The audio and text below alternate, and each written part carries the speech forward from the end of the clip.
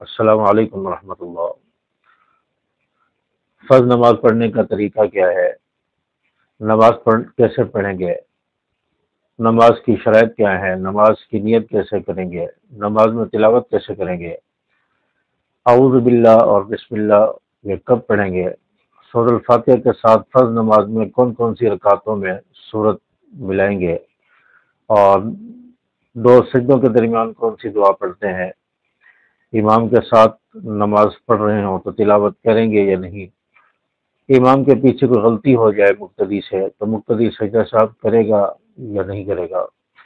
تو ان تمام باتوں کی ڈیٹیل اور ان تمام باتوں کی تفصیل آپ کے ساتھ شیئر کرنے جا رہا ہوں۔ سب سے پہلے چینل کو سبسکرائب کر لیں، بیل کے آل بٹن پر کلک کر دیں تاکہ آپ کو میری ہر آنے والی ویڈیو کا نوٹیفیکیشن ملتا رہے اور آپ کو میری ویڈیو پر وقت مل جائے۔ اس کے لیے چینل کو ضرور سبسکرائب کر لیں۔ لیکن نماز پڑھنے کے لیے نماز کا طریقہ کیا ہے؟ سب سے پہلے تو نماز کی شرائط آپ کو ذہن میں رکھنی ہے۔ نماز کی کیا شرائط ہیں؟ تو نماز کی شرائط ہیں کہ نماز کا وقت ہونا، جگہ کا پاک ہونا، کپڑوں کا پاک ہونا، جسم کا پاک ہونا، نماز کا وقت ہونا، تو یہ نماز کی شرائط ہیں۔ اور اسی طرح دوسرے نمبر پر نماز کی ہم نیت کیسے کریں گے؟ آپ کوئی بھی نماز پڑھ لیں، فرض نمازیں، آپ فجر کی نماز فرض نماز پڑھ لیں تو نیت کریں گے کہ میں نیت کرتا ہوں یا میں نیت کرتی ہوں 2 رکعت نماز فرض فجر کے واسطے اللہ تعالیٰ کی اللہ اکبر کہہ کر نیت باندھ لیں گے۔ ظہر کی نماز ہے یا عصر کی نماز ہے، اس نماز کا نام لے کر آپ نیت کریں گے، میں نیت کرتا ہوں یا میں نیت کرتی ہوں 4 رکعت نماز فرض ظہر کے یا عصر کے یا مغرب کے یا عشاء کے واسطے اللہ تعالیٰ کے اللہ اکبر کہہ کر نیت باندھ لیں گے۔ تو یہ نماز کی نیت ہوگی۔ اس کے بعد آپ تلاوت کریں گے۔ آپ قرآن مجید میں سے کوئی بھی سورت پڑھ سکتے ہیں۔ اگر آپ حافظ ہیں یا حافظہ ہیں تو قرآن مجید میں سے کوئی بھی رکوع کوئی بھی سورت آپ پڑھ لیں، تو جہاں سے قرآن مجید سے چاہے آپ پڑھ سکتے ہیں۔ اور یہ خیال رکھا جائے کہ پہلی رکعت میں جو سورت پڑھی ہے اگلی رکعت میں اس کی بعد والی صورتوں میں سے بعد والے رکوع و پاروں میں سے پڑھیں، تو ترتیب کا خیال رکھا جائے۔ تو اگر آپ حافظ نہیں ہیں تو قرآن پاک کے آخری پارے کی 30ویں پارے کی آخری صورتیں جو 10 صورتیں ان میں سے کوئی صورتیں پڑھ لیں۔ تو تلاوت قرآن مجید کے کسی بھی پارے سے کہیں سے بھی آپ کر سکتے ہیں۔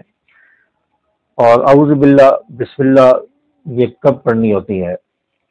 آپ پہلی 2 رکعتوں میں پہلی رکعت میں آپ ثنا پڑھیں گے، ثنا پڑھنے کے بعد اعوذ باللہ پڑھیں گے، بسم اللہ پڑھیں گے، پھر سورۃ الفاتحہ اور سورت پڑھیں گے۔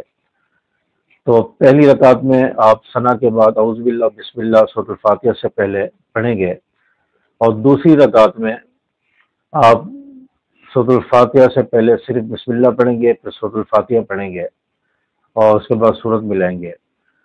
تیسری اور چوتھی رکعت میں اگر آپ بسم اللہ پڑھنا چاہیں تو پڑھ سکتے ہیں، نہ پڑھیں تو تب بھی نماز ہو جائے گی، ڈائریکٹ آپ سورۃ فاتحہ شروع کر دیں۔ تو اگر پڑھنا چاہیں تو بسم اللہ پڑھ کر سورۃ الفاتحہ پڑھ لیں، تو دونوں طرح جائز ہے۔ تو اعوذ باللہ صرف پہلی رکعت میں ثنا کے بعد پڑھیں گے، اعوذ باللہ اور بسم اللہ دونوں پڑھیں گے۔ اس کے بعد والی رکعتوں میں آپ صرف بسم اللہ پڑھیں گے، اعوذ باللہ نہیں پڑھیں گے۔ تو سورۃ الفاتحہ کے ساتھ فرض نمازوں میں کون کون سی رکعتوں میں آپ سورت ملائیں گے، سورت پڑھی جائے گی؟ لیکن فرض نمازوں کی پہلی 2 رکعتیں 2 رکعت والی ہے تو پہلی دونوں رکعتوں میں سورۃ فاتحہ کے بعد ملائیں گے۔ اگر 3 رکعت والی یا 4 رکعت والی فرض نماز ہے تو آپ پہلی 2 رکعتوں میں سورۃ فاتحہ کے بعد سورت ملائیں گے، تیسری رکعت میں اور چوتھی رکعت میں آپ سورت نہیں ملائیں گے، پہلی 2 رکعتوں میں سورۃ فاتحہ کے ساتھ سورت ملائیں گے، اور باقی جو 1 یا 2 رکعتیں ہیں یعنی 3 رکعت والی ہے تو 1 رکعت، تیسری رکعت، اور 4 رکعت والی نماز ہے تو چوتھی رکعت، تیسری اور چوتھی دونوں رکعتوں میں آپ صرف سورۃ الفاتحہ پڑھیں گے، سورۃ فاتحہ کا ساتھ سورت نہیں ملائیں گے۔ تو یہ فرض نماز کے اندر ہے کہ آپ پہلی 2 رکعتوں میں سورۃ فاتحہ کے ساتھ سورت پڑھیں گے، باقی 2 رکعتوں میں آپ سورۃ فاتحہ کے ساتھ سورت نہیں ملائیں گے۔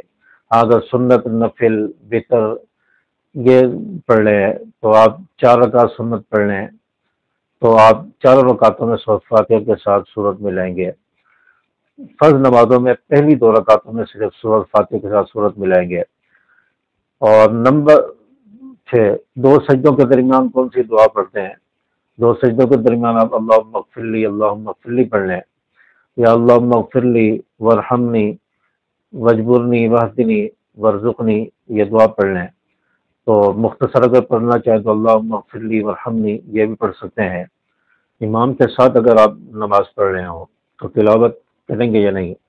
لیکن امام کے ساتھ نماز پڑھ رہے ہوں، فرض نماز میں امام کے ساتھ شریک ہوں، جماعت کے ساتھ آپ نماز پڑھ رہے ہیں، تو امام کے ساتھ نماز پڑھتے ہوئے آپ صرف شروع میں ثنا پڑھیں گے، اس کے بعد آپ سورۃ فاتحہ اور سورت نہیں پڑھیں گے، خاموش کھڑے رہیں گے.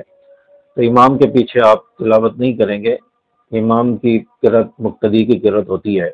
تو یہ فقہ حنفی کے نزدیک ہے، امام ابو حنیفہ رحمۃ اللہ علیہ کے نزدیک ہے. تو امام ابو حنیفہ رحمۃ اللہ علیہ کو پاکستان میں لوگ فالو کرتے ہیں. جو لوگ امام ابو حنیفہ رحمۃ اللہ علیہ کے مسائل پر عمل کرتے ہیں تو وہ امام کے پیچھے تلاوت نہیں کریں گے، صرف اگر تکبیر اولیٰ کے ساتھ شریک ہوئے ہیں تو ثنا پڑھیں گے، ثنا پڑھنے کے بعد خاموش کھڑے رہیں گے. امام کے پیچھے اگر مقتدی سے کوئی غلطی ہو جائے تو مقتدی سجدہ صاحب کرے گا یا نہیں؟ امام کے پیچھے مقتدی سے کوئی غلطی ہو جائے تو مقتدی سجدہ صاحب نہیں کرے گا.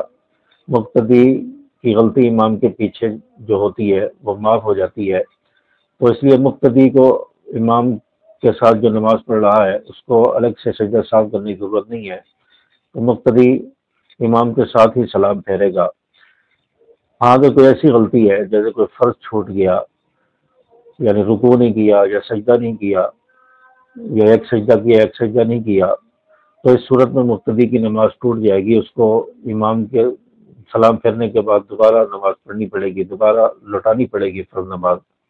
لیکن اگر کوئی سنت رہ گئی، کوئی واجب رہ گیا، تو ایسی صورت میں امام کے پیچھے نماز ہو جائے گی، سجدہ صاحب کرنے کی ضرورت نہیں ہے.